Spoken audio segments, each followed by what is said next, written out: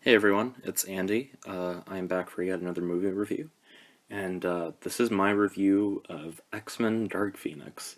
And let me say one thing, this movie sucks. It's not very good. It's not very good. I mean, I will defend X-Men Apocalypse. I enjoyed that movie just because of Magneto's story. And I didn't hate the new cast. I didn't particularly hate them. I mean, but how they're messing with the timeline and how James McAvoy is meant to become Patrick Stewart.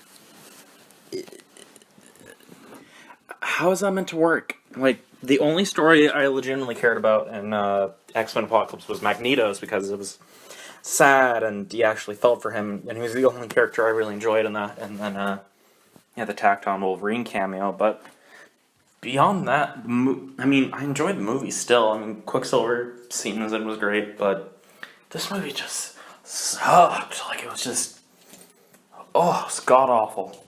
Like, okay, there are some parts I enjoyed, but you have some really great actors. Sophie Turner, great actors from Game of Thrones. James McAvoy is great in anything that he does. Michael Fassbender, great too. And Jennifer Lawrence is still a good actor. I would say I don't hate her as much as people hate her now. She used to be very popular when I was much younger, but she just phones it in this movie. And I'm honestly going to be discussing spoilers for this movie because I don't know how else I'm going to talk about it because it sucks. Like, it's a real big disappointment because I legitimately enjoyed a lot of Fox's X-Men movies, and as I said, I'm the type of guy who will defend X-Men Apocalypse. I enjoy that movie for what it was. It was still a fun movie, and I remember enjoying X-Men The Last Stand as a kid, but I haven't watched it since I was a kid, so I'll probably have very different feelings about it now, but like, the biggest concern that I have is just sort of the timeline, and it's just such a mess because, okay, you have X-Men Days of Future Past, they reset the timeline, but the events of X1 and X2 still happen, but X3 doesn't happen. And then X-Men Origins Wolverine doesn't happen. Thank God that doesn't happen. I think that's very good they got rid of that. But keeping the same actors and how they don't age in 30 years is just, it makes no sense. I can understand rebooting the timeline. People look differently. People could possibly be born earlier because of changing timelines. I can kind of wrap my head around that. If you just gave, like, Michael Fassbender some gray hair and you made him look older, yeah, it'd be a lot easier. Yeah, you do that in X-Men Apocalypse, give him a little bit of gray hair, make him look a little bit older, and then X-Men Dark Phoenix, make him look kind of like Ian McKellen. So you have, like, that 8-year difference between it, or 10-year difference, whatever it is, and it feels much more natural. Like, why didn't they give him some gray hair? Like, he looks like he hasn't aged a day in 30 years. Like, why? Like, also James McAvoy, too. Like, the dialogue in this movie is just painful, it's wooden, it's poorly written. Like, the twist where Beast goes off and joins Magneto, I did enjoy that, and the emotional death of Raven, because her character, Mystique, was such a big character in the 3 prequel movies. I did feel a little sad when she died. She died in a way similar to Logan. Like, Jean finds out that Professor X blocked away memories in her mind, and that is kind of, it's not comic book accurate, but it is accurate to some extent. But she goes and she finds her father is still alive, and she gets really pissed off at Professor X because she felt like she's being manipulated by him. But then she just kills Mystique, and it's such an anticlimactic death. And Mystique is supposedly still alive in the timeline by the events of X1 and X2, so unless she somehow comes back, it's just, it doesn't make no sense. Mystique not aging, I can understand. She can shapeshift. She can make herself look young, old. That's fine. She can make herself look like a young woman like Jennifer Lawrence. That's fine. That makes sense to me. But Michael Fassbender and James McAvoy not aging at all, that doesn't make any sense to me whatsoever. And the young cast, they don't have to age much. They're like in their 20s still, and the actors in real life are in their mid-20s. So, I mean, that there, but just, oh, God. Jessica Chastain, fantastic actress. They just completely waste her character. She plays the creature called the Dabari. Like, just, you should have gone with the Shi'ar Empire, like, from the comics. Like, why? Why? It's just such a... And the Dabari were never really a big thing during the X-Men Dark Phoenix original saga. Like, it was the planet that Jean destroyed, like, their species were from, but they were never a really big thing. And I think they're originally meant to be Skrulls, because I heard rumors that this movie was very similar to Captain Marvel, and they're like, oh, so we need to change it. So they probably originally had Jessica Chastain being, like, the queen of the Skrulls or something, but they changed it the last minute when they found out about Captain Marvel using the Skrulls, and apparently the original ending of the film was Jean Grey going and destroying all of Vuk's spaceships, like in Captain Marvel when she goes to destroy all of Yon-Rog's and Ronin ships. So, I don't know. And they were more comic book accurate in this, where she gets the powers in space after a terrible mission. And I know people are saying there's a huge plot hole with X-Men Apocalypse, where Jean unleashes the Phoenix Force there to destroy Apocalypse, but if you look at the comics and X2, you do see Jean using the Phoenix Force before she gets possessed by it. Like in X2, she, at the very end of the movie where she supposedly dies, you see that orange flame around her. So I think in that moment, the Phoenix Force chose her. It knows she exists. She was aware of her existence when she was born. Like, she saw her being born psychically using her powers. So that there's a basis for that in the comics. So that's how I think you could sort of explain away that plot hole. And then the Phoenix Force really comes to Earth for her and wants her, finally. And then it possesses her. So I think that makes sense. It was attracted to Jean because of her raw psychic power. So I can wrap my head around that. That makes sense. But the rest of this movie is just a mess. Like, it's... The only sequence I really enjoyed was probably where he had Magneto in the train. They were all arrested after. And he just had Magneto pick up all these guns and he starts shooting at Jessica Chastain, and these aliens, their power set is so vague. They can survive getting shot multiple times, but they get crushed by a train very... Like the writing, the pacing, the acting is just all over the place. It's just... It's so hard to find quality that I liked about this movie. It's... Even if Hugh Jackman showed up in a cameo somehow, if they somehow managed to get him, he wouldn't save this movie. Like, that was one of the saving graces of X-Men Apocalypse, just that cameo, that brief cameo. And Michael Fassbender in X-Men Apocalypse. That was the one few saving graces of that movie.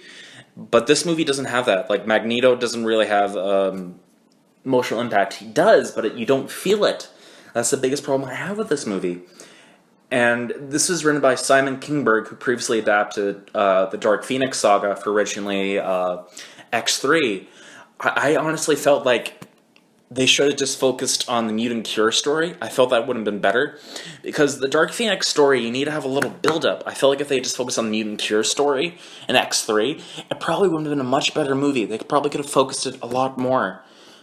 But instead we got this mess. And I think the original plan was to do... So you have X-Men First Class, then they do X-Men Apocalypse, then they do X-Men Days of Future Past. They probably should have done that. And just... I appreciate being more comic book accurate, but you have for it to be good.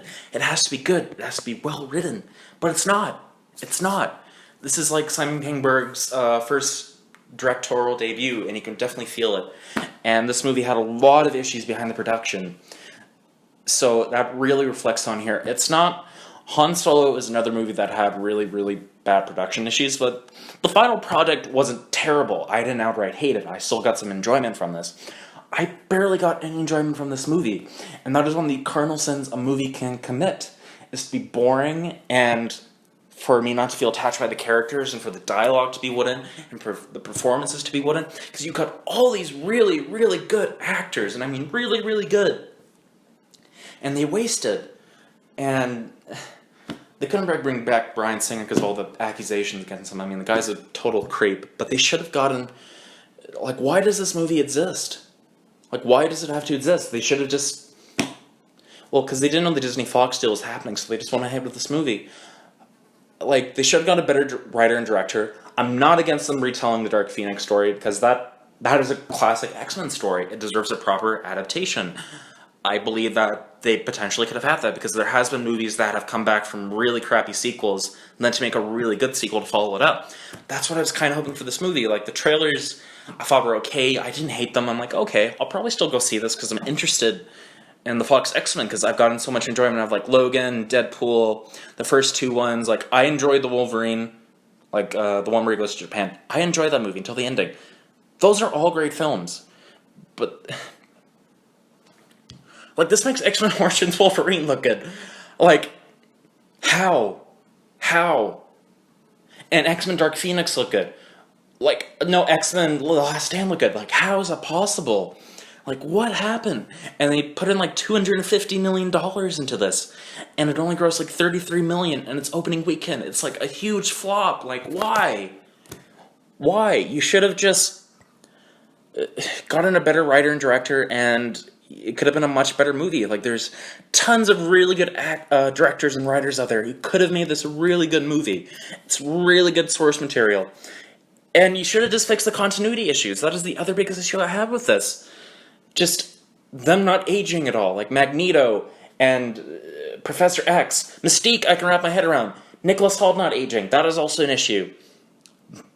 But, and okay, I did enjoy the relationship between Jean and Xavier, but what he does is like so shitty. Like, she kills her parents in a car accident. She thinks that they're all dead.